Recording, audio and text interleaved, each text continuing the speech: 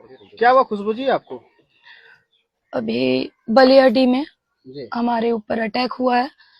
यहाँ पे आए हुए थे हम हनुमान मंदिर, और हनुमान चालीसा का पाठ हुआ वहाँ पे, और भोजन के रूप में सब प्रसाद के रूप में खिचड़ी ग्रहण किए। शांतिपूर्वक वहां से आ रहे थे। सामने मस्जिद है, अभी भी हम मस्जिद के सामने ही है। और मस्जिद से अचानक से कुछ समझ में नहीं आया, कई लोग तलवार से ऊपर से पत्थरबाजी होने लगी। जैसे गाड़ी देखे, गाड़ी पे उन लोगों ने डंडा मारना स्टार्ट किया। मेरे साथ भी कुछ लोग थे, वो लोग निकल गए। मुझे कुछ समझ में आया नहीं कि हो क्या रहा है अचानक से।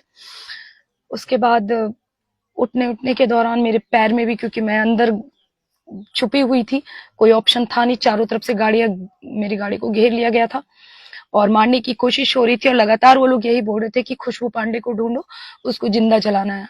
क्लियर मैंने यही सुना है, मेरे पास रिकॉर्डिंग है लाइव में। लोग थे आपके ऊपर हमला करने वाले? ये सारे के सारे मुसलमान ही थे, जाहिर सी बात है। सारे हिंदू तो करेंगे नहीं ना, और मस्जिद के सामने से। खुशबू जी एक बात बताइए, आप पे ये हमला आखिर क्यों किया? अब ये तो आपको भी पता होगा कि हम हमेशा देश के लिए, धर्म के लिए आवाज उठाते हैं।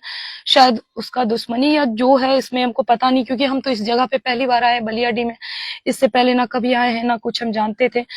और अभी बातों बात में मुझे पता चला कि इससे पहले भी सरस्वती माँ की मूर्ति पे आक्रमण हुआ था, लेकिन हमें तो कुछ ऐसा नॉलेज था नहीं। सामने मस्जिद थी, सामने आ रहे थे, मस्जिद के पास करीब 200 लोगों की भीड़ थी, और अचानक से सब पत्थरबाजी करना स्टार्ट कर दी, और बार बार केवल मेरा नाम लेके मुझे जिंदा जलाने की बात कर रहे थे, और ये भी कह रहे थे कि जल्द से जल्द जो भी निशान है उसको मिटा दो मारपीट के, और पुलिस की गाड़ी अगर आती है तो उस पर भी तेल छिड़क के चला दो।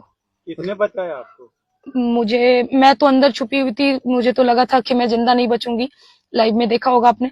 तो कुछ देर अंदर रहने के बाद मैंने पुलिस का आवाज सुना, क्योंकि वो पहले भी थे, मैंने आवाज पहचान लिया था।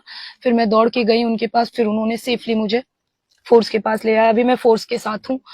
इस देश में हिंदू प्रधानमंत्री, हिंदू रक्षा मंत्री, उसके बाद भी हिंदुओं की ये स्थिति, ये हिंदुओं की गलती। अल्पसंख्यक हम लोग। हाँ तो देखिए ना, अल्पसंख्यक देखिए ना, ये देख लीजिए हमारा पैर, ये लीजिए पैर हमारा, और हमारे हाथ में इधर साइड चोट आया हुआ है, सर में इधर साइड चोट आया हुआ है। ये है हिंदू। वैसे है, पीछे तो हम भी नहीं हटते। बस यही है कि कभी कभी ऐसा होता है कि गीदड़ों की संख्या मिलके शेरों का शिकार कर लेती है। तो एक चीज बस हम यही कहना चाहेंगे कि शेरनी से ज्यादा घायल शेरनी खतरनाक होती है। मेरी बारी का इंतजार करें, ये दिन भूला नहीं जाएगा। याद रखें, जमुई में आके ये मेरा जन्म स्थल है, और मेरे जन्म स्थल के जगह पर झाझा बलियाडी जमुई से ज्यादा दूर नहीं है। इस जगह पे मेरे ऊपर अटैक हुआ है। एक ब्राह्मण है और एक ब्राह्मण लड़की का ये वादा है, अंजाम भुगतने के लिए तैयार रहे। ये माफ करने के योग्य नहीं है। मैं थी, बच गई, पुलिस फोर्स आए मुझे बचा लिया। अगर नहीं होते तो क्या होता? किस रूप से आप लोग न्याय चाहते हैं? किस रूप में न्याय चाहते हैं? किस रूप में? इसका क्या होगा? आंख के बदले आंख। छोड़ दीजिए ना, हमें छोड़ दीजिए, न्याय कर लेंगे हम। आप लोग पूजा पाठ कर कर जा रहे थे, वो लोग फिर प्लानिंग करके बैठे हुए थे कि खुशबू पांडे को खत्म कर देना है, खुशबू पांडे को नामो निशान मिटा देना है। फिर भी आपने डट के रहा, आपने सामना किया, लेकिन बसते आप अकेली पड़ गई। जी, मैं पूरी तरह से अकेली थी, मेरे आगे पीछे कोई नहीं। मैं चारों तरफ मुसलमानों से घिरी हुई थी, मैं बीच गाड़ी में थी, आगे सीट पे, और मैं वहीं पे छुपी हुई थी। लगातार मेरे करीब 50 लोग थे हिंदू जी, कहाँ भाग गए? तब कुछ हो गया? तो कोई नहीं थे मेरे साथ। जब मैं गाड़ी में थी, उस दौरान पथराव होना स्टार्ट हुआ, क्योंकि मुझे आपका ड्राइवर होगा? हाँ, ड्राइवर थे, 3-4 और लोग थे, सारे लोग भाग गए क्या, दौरान जो भी है हाथापाई करने की कोशिश भी हुई होगी, पता नहीं।